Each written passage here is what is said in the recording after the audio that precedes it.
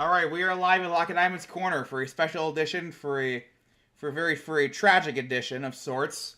If you haven't seen the news already, Charlie Kirk has been shot at an event he held in Utah, at the UVU campus in Utah. Let's see what UVU stands for. UVU is a university in Utah that Charlie Kirk visited.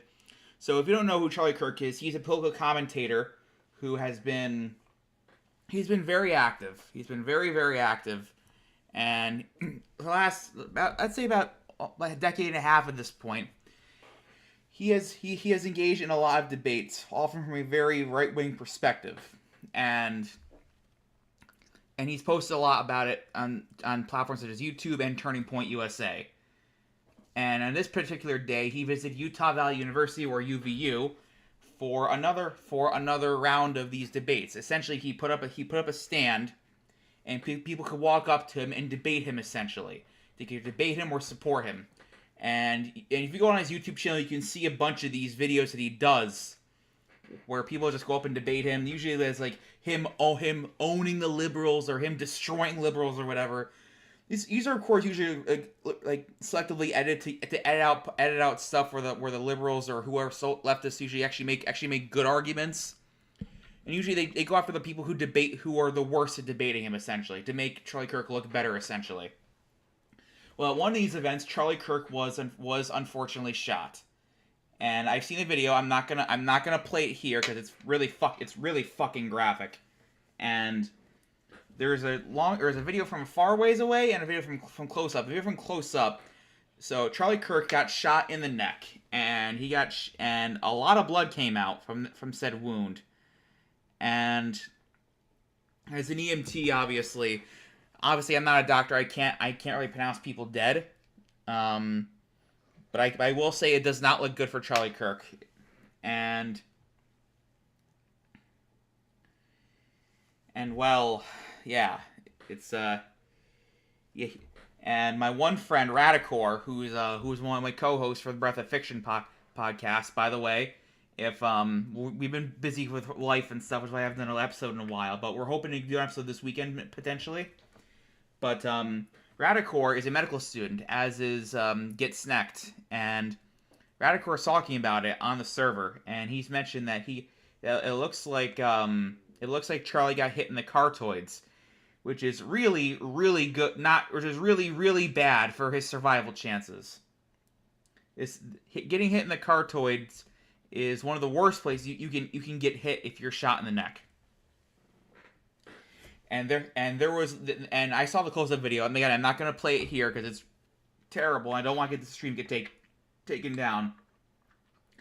But if you're curious, the videos are out there. They are out there if you are curious to see them. But essentially, so he got shot. Within a second of him getting shot, a news page. Sorry about that. Let's put the PC shot on and go to the NBC news page. This to get updates. So originally they thought they had somebody in custody. It was a video of an old white man getting arrested, getting taken down and detained. It turns out that was not the shooter. That's not the shooter. The suspect is still not in custody. As far as we know, the shooter is still on the run. As this report says. Another thing to note is that there was actually no security to actually get into Charlie Kirk's event. Witness Tyler McGettigan, I hope I'm pronouncing that name right, but Tyler McGettigan says that there was virtually no security to get into the event, despite the fact that Charlie Kirk is a very well-known and extremely controversial figure, and the fact that he drew hundreds of people there. Hundreds of people there. So, online the event required a ticket, which McGettigan says he got, but apparently he didn't even need to show to get into the college amphitheater where Kirk was speaking. There was no checkpoint. There was no weapons check, and yeah. Although, if this report is true, a weapons check may not have mattered apparently because reportedly the shooter struck Kirk. The shooter fired at Kirk from about 200 feet away from a building called the Locy Center. So turns out the shooter may not have been in the crowd at all. He might have opened fire on Kirk from that building. Essentially, if you can see the PC shot, the Loci Center. Let's see what the Loci Center actually is. The Loci Center is a the Loci Center looks like it's just a regular educational. But let's see if we can pull it up on Google Maps actually and see there and see the amphitheater essentially. Let's go to see if we can let's see if we can try to get my bad. Let's see if we can try to get a satellite view instead of a map view real quick. So that's the Loci Center right there. Here's Utah Valley University. I'm just trying to figure out where exactly this amphitheater was. It's about 200 feet, so it must have not been very far from the Loci Center right here. So while that is loading, let's just give my thoughts on the matter. Okay, so actually we'll hold off on the thoughts because now we actually have this. Okay, let's go to layers. And okay.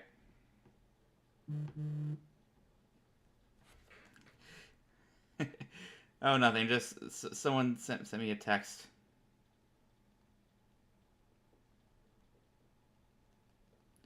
Okay, so now we have a satellite shot. So I'm trying to figure out where this amphitheater was. So if this is the Loci Center.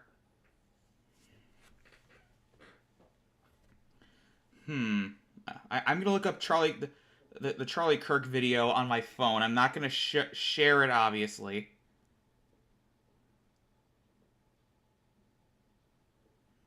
Looks like there was a bit of a glass amphitheater. I'm thinking it may have been around here, possibly. Let's look at the video actually. I'm not gonna put it up here, even though it's from NBC News. I'm not gonna put it up here, so much for copyright reasons. Okay, so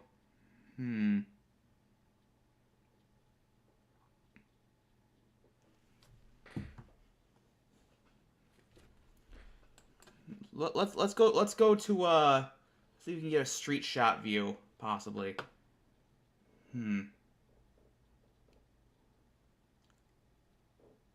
Oh, I think I know where it is. Never mind. It looks like it was right over here. I think this was where the shooting was. Let me pull up a street view shot of it. Okay, yeah, it looks like this area might have been it.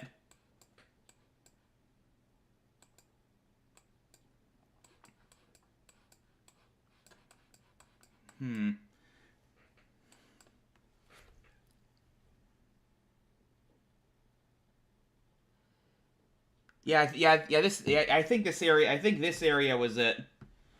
Based on the description I got from like news articles and stuff, this area right here. So if I had to guess, the shooter was probably in this area, in here. If he shot from Loci Hall.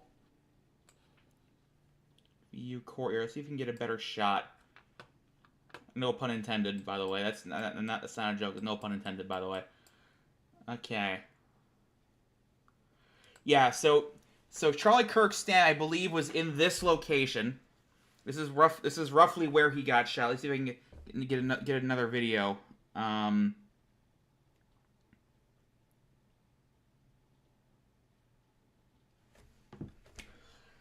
So Charlie Kirk was shot in approximately this location, and let's see if I can pull up the video from the Sydney Morning Herald on my phone, just for yes, this is definitely where Charlie Kirk was doing his debate when he got shot. It's not a great view because there's no actual street view. It's just a picture that I think a student named Brooklyn Cheney took back in about holy shit, 7 7 years ago. Wow, 2018 was 7 years ago. Jesus Christ.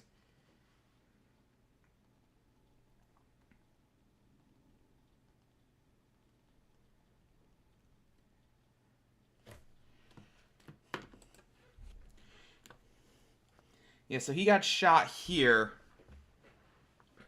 My question is, so if it's from the Locy Center,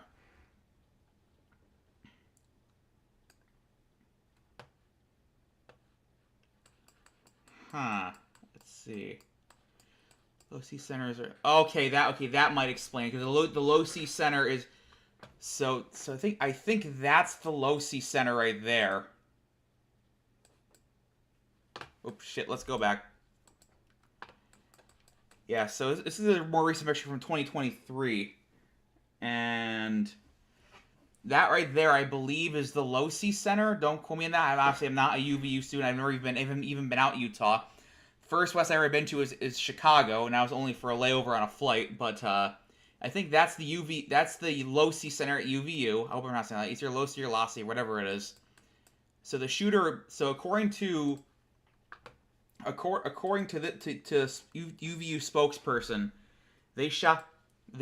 So the shooter shot from this building. Yep, shit. Sorry, my bad. The shooter opened fire from. And see if there's any more updates as to what we have. Okay, so here's this is a live news report from NBC. Year or two where we've had an attack her husband. I mean, that's a situation where you would think security would be quite high, just given the. And we're going to be talking about the political violence and political commentary aspect actually pretty soon. I got some thoughts on that. Congress for so long and certainly was a polarizing figure to some. So, yes, fewer police and more barricades. This is going to have to be what does society want to do here going forward? That's at least what people in the law enforcement community believe. They think this really is going to take a lot more than just, well, if we require a more wholesome approach. All right. Tom Winter, please continue to stand by for us as you bring us your updated reporting. I want to go to Capitol Hill and Melanie Zanona. Mel, I understand that House Speaker Mike Johnson just called for a moment of silence. Let's hear from Speaker Johnson now. We just want to make a brief statement here, and I'm going to go and ask my colleagues to join me in a moment of silence for our dear friend Charlie Kirk. We ask everyone to pray for him and his family. I'm just going to state the obvious here. This is detestable, what's happened. Political violence has become all too common in American society, and this is not who we are. It violates the core principles of our country, our Judeo-Christian heritage, our civil society, our American way of life. That's Mike Johnson speaking. We need every political figure, we need everyone who has a platform to say this loudly and clearly. We can settle disagreements and disputes in a civil manner, and political violence must be called out, and it has to stop. Again, we ask for prayer. I'm going to go lead the chamber here in a moment of silence, and we hope for the best for Charlie. Mel, the lawmakers, this is one of those moments that brings Democrats and Republicans together in just shared outrage that this is possible in 2025, that we are still dealing with these incidents of political violence, and quite frankly, that they seem to only be on the rise. Yeah, that's exactly right, Kristen. Members that we've been talking to really on edge, some of them visibly upset, tears in their eyes. And this has really hit close to home for a number of reasons. First of all, Charlie Kirk was really close with a number of members of Congress, obviously through his work through Turning Point USA.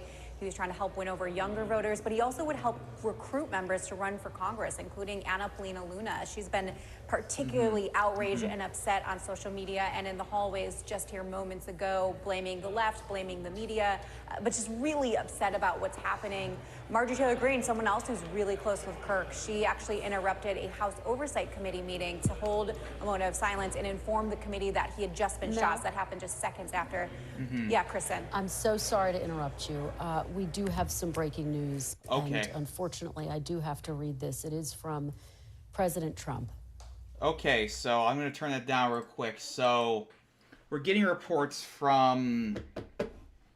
So as you see, Trump is saying that Charlie Kirk has died. And again, we have nothing official. Nothing. We have no official reports that Charlie Kirk has died. That is purely from President Trump himself. And if we get any further updates, we will keep that. We will give you that. We'll give you a further update. And like I said, as of right now, Trump is saying that Charlie Kirk died. But as of right now, we don't have any confirmation any real confirmation besides that.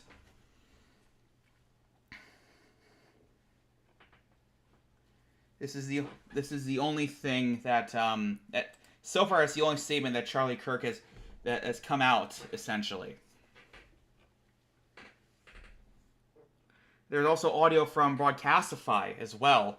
I'm gonna play that right now. It's about 30 seconds, but we'll play it here so you can.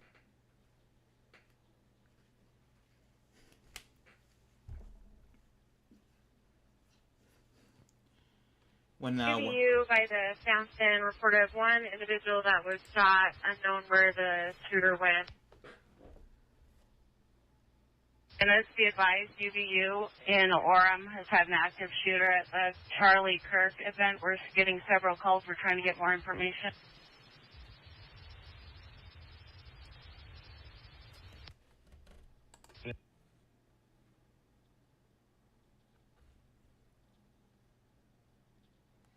Okay, all right.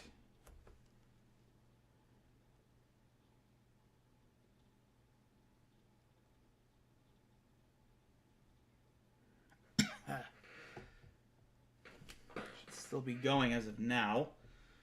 Okay, so yeah, so far only Trump has said that Kirk is dead. We're still waiting for more confirmation in regards to that. But that was the dispatch audio for when Charlie Kirk was shot on the police side of things. And like I said, I don't want to confirm that he is indeed dead just yet. We're not sure yet. We're just trying to get units that way. Okay, all right. So that's that. Okay. All right.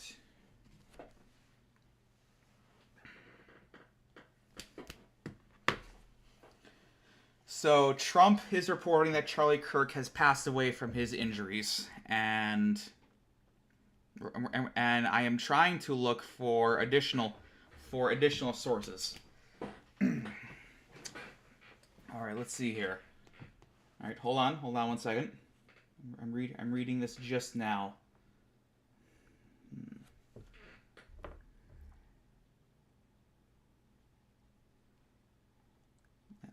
Let me just get some further confirmation on this. I just want to see the original source before I say anything definitive.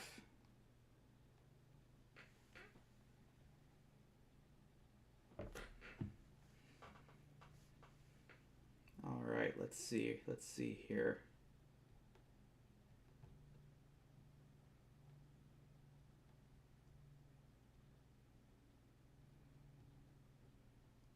All right. I'm trying to look up from other people that are talking to me on the Social Democracy Discord.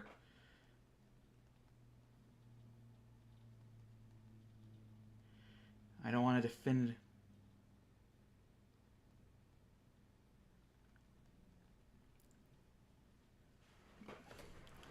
Yes, Radicor, are you there? Are you there?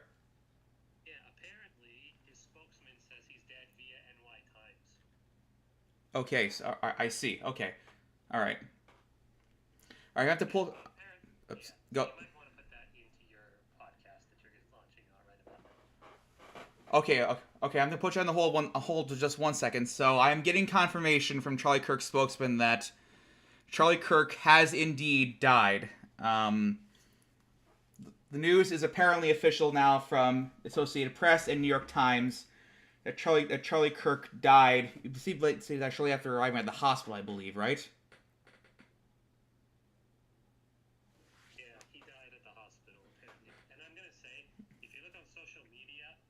from my perspective as someone who's almost basically more than halfway to being a doctor, the amount of blood that came out of his left carotid, because it's very clear when I saw the spurting of blood on social media there.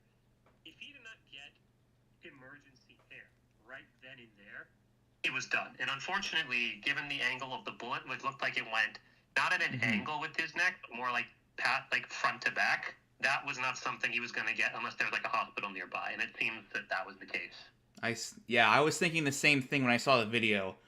I saw the close up and the far away video. The far away one was hard to tell. Yeah. However, the one that was immediately up, I'm like, oh god, that's literally. It's not like it grazed the carotid and only a little bit south. Like that was a gut. And when I saw that, I'm like, okay, if he doesn't get help in like the next 10 minutes, there is a very good chance he's going to bleed out by that point, to the point where he is no way his brain is getting anything. Yes. At the very least, like if this was into the or like the aorta in the like anywhere below that, it would be somewhat better because the brain is still getting oxygen. But when the brain stops getting oxygen from all that blood that's gone, it's basically over at that point. There's really nothing more you can do comparatively. Yes.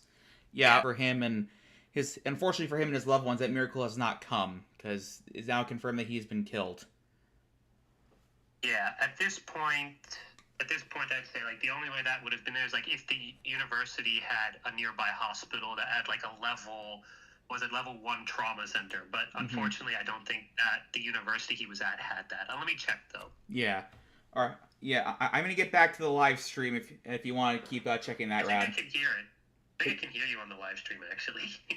Yeah. I can hear myself a little bit. Yeah, I put you up to the mic on my computer because you're on my phone on Discord right now.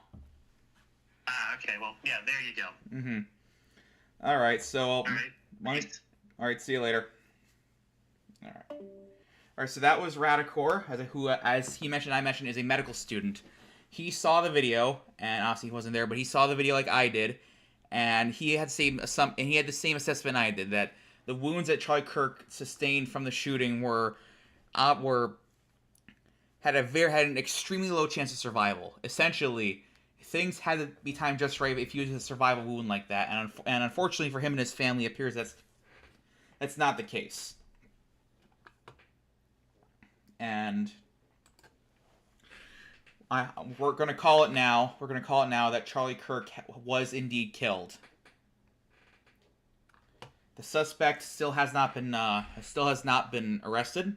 He's still on the run, as far as we know. And multiple federal agencies are responding to the incident and trying to investigate it and find the suspect. And it should be noted at the same time as this is going on, there was actually a school shooting in Colorado as well. Let's see if we can pull up information on that. Oh, Rad is back. Welcome back. Are you there? Yeah, again. It's me again. I think they arrested somebody, if I'm not mistaken. Well, there was a video of an old white man getting detained. However, the university confirmed that he is most likely not the shooter. In fact, earlier in a stream, I mentioned the university said that the attack of the now apparently assassin fired a gun from the Lacedaemon Center, which is about 200 feet away from the amphitheater where Charlie Kirk was speaking. If you go back to the beginning of this episode, and I pull up on Google Maps actually, I pull up the amphitheater and the Lacedaemon Center actually on Google Maps Street View. If you want to take a look at it, actually. Yeah. Okay. No, that's fine. Yeah. But there's I think Utah Valley Hospital is nearby, but it's level 2 trauma, and from what I heard, that he had surgery, but yeah, clearly too little, too late. Exactly.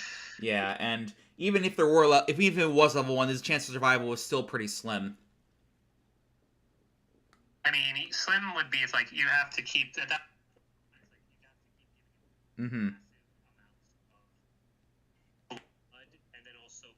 Products such as platelets and clotting factors, but unfortunately when you give too much in a transfusion, that also causes problems for yourself, which is why in medical school they teach us to never give too much at one time.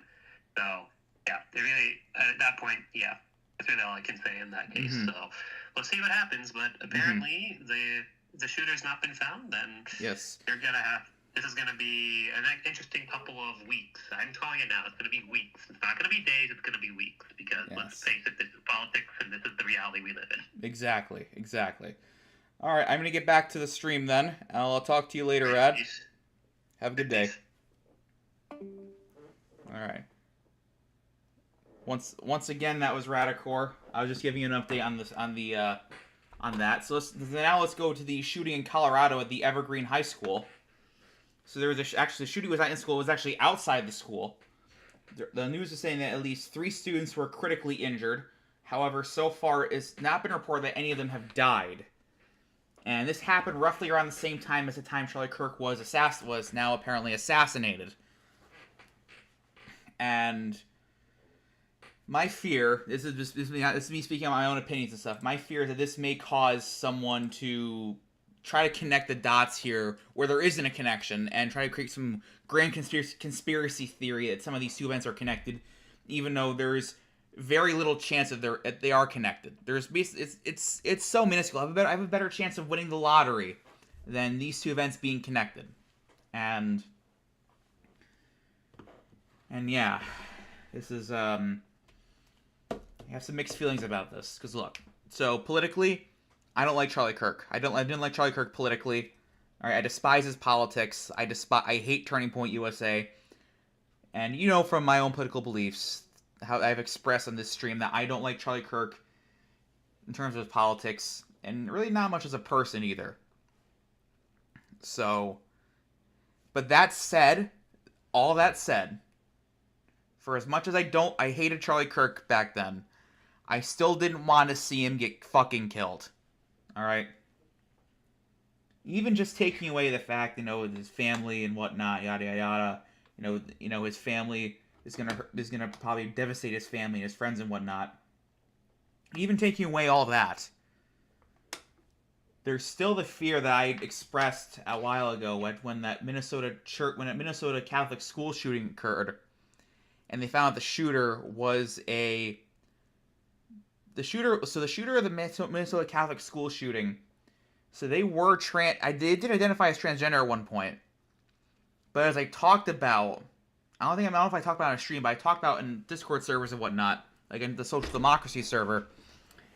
The shooter at the Minneapolis Catholic school had been groomed into a movement called, I think it was called the 765, I think. Not the 765.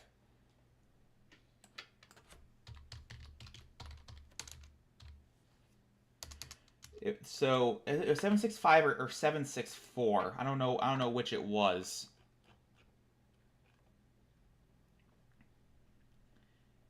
So what happened? So anyway, when the name comes to me, so Robin Westman was the shooter. They identified as transgender, but then they got groomed into this extreme far right movement. And they began to express disillusionment with being trans, and they apparently they tried to detransition as well.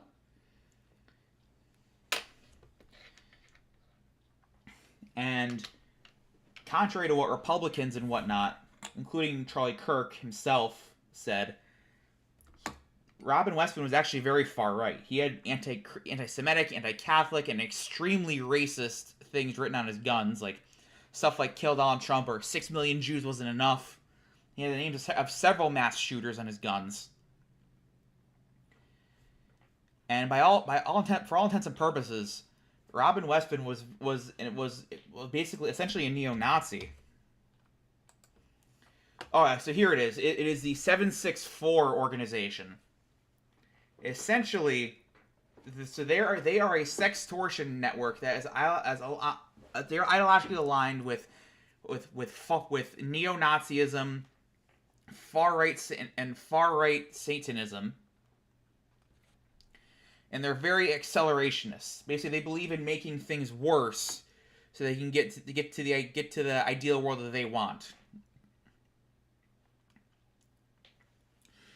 So they emerged from the CVLT network, also known as Cult. And so Cult, or CVLT, they're also a neo-Nazi organization. Very nihilistic, very extreme. And they're very infamous for, essentially, for exploiting children and teenagers into producing child sexual exploitation material, or child pornography, essentially. I know it's not good to say those words on YouTube, but I'm not fucking censoring myself when it comes to a matter as serious as this. So CVLT their leaders were arrested for making child porn and coercing teenagers to self-harm themselves and potentially even kill themselves. And they're affiliated with a group called the COM, or the Community. So the COM is a multinational cyber criminal network, multiple networks actually, and their big thing is cybercrime, swatting, sextortion, child sextortion, including, and physical assault. And most of them tend to have very extreme views on both left and right, though mostly the right. And so then there's also another group called the Order of Nine Angels, which is the Order of the Nine Angels is a terrorist network. They're a left-hand path and terrorist network originating from the UK.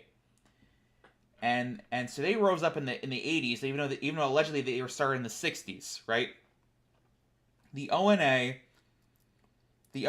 declined over time, but then it started to increase popularity again in the 2010s because of the internet. And especially because they influenced groups such as the Atomwaffen Division and National Action, which are neo-Nazi terrorist groups. And they also influenced 764. And Robin Westman had connections to the ONA and the 764 group. There have been numerous crimes tied to the ONA and 764.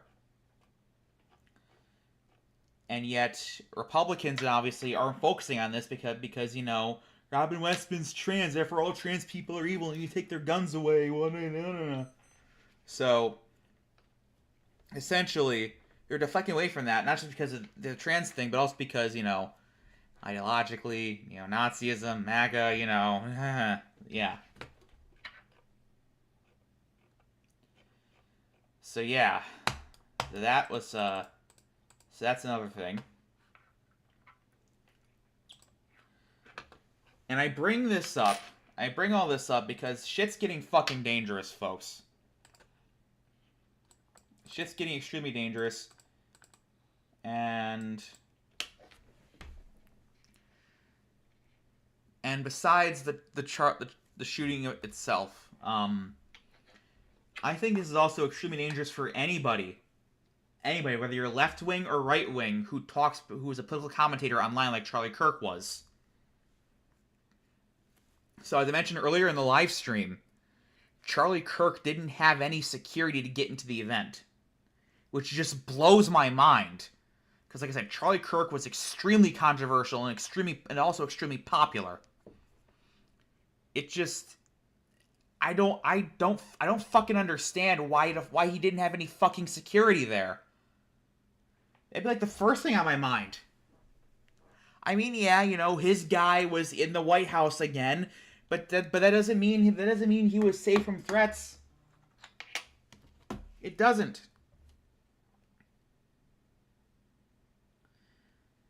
I don't care whether you're left wing or right wing political commentator. You need to you're gonna have to be more careful because this shit's gonna keep fucking happening.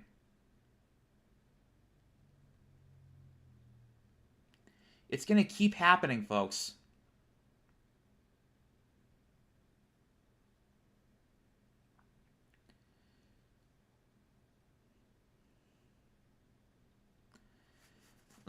Because it could be Charlie Kirk one day, and another day it could be Destiny. It could be Hassan. It could be Ben Shapiro.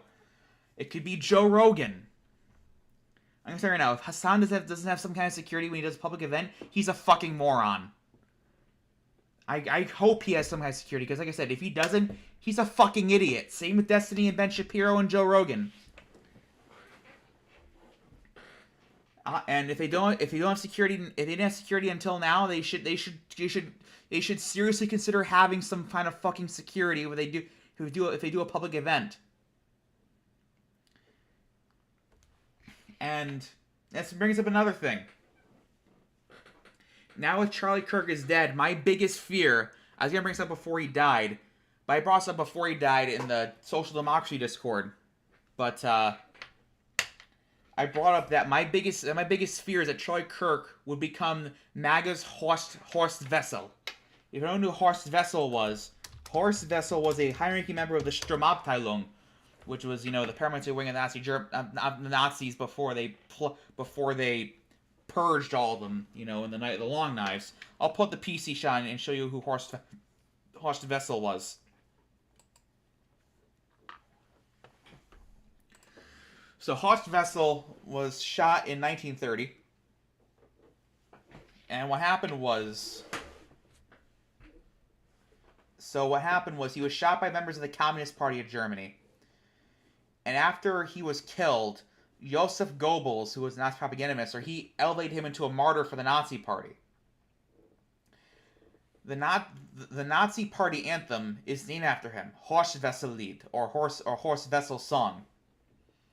So the thing is, he composed the march and wrote the lyrics beforehand, but then but he never got to perform before he got shot. And after he got shot, the Nazis modified them very slightly and named them after him.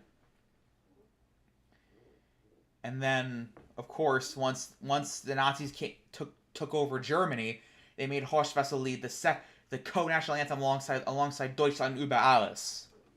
Essentially, which is a good song, but not Horst Wessel Lied. Deutschland über alles is a good song. It has something to do with Germans and whatnot, with Nazis and whatnot. It sucks it's associated with the Nazis when Horst Wessel Lied is right there. Is by far the worst song of the two. But but I'm getting off topic. Anyway, so here he is. I think it's Wessel right there leading an SA unit, and so. And so on January 14th, he was shot by Albrecht Hohler, who was a member of the Communist Party. So he survived for about a little under a month and a half, but then he died from sepsis in the hospital. The Nazis and the Communists both gave different accounts of the incident. So originally, Horst Wessel was convicted of manslaughter and was sentenced to 6 years in prison, which pissed off the Nazis, obviously. But once the Nazis seized power, he was secretly removed from prison, and he was illegally executed. Essentially. Let's hear some more stuff about Hohler's execution and whatnot. And a lot of the people who were involved in his execution were themselves later killed during the Night of the Long Knives.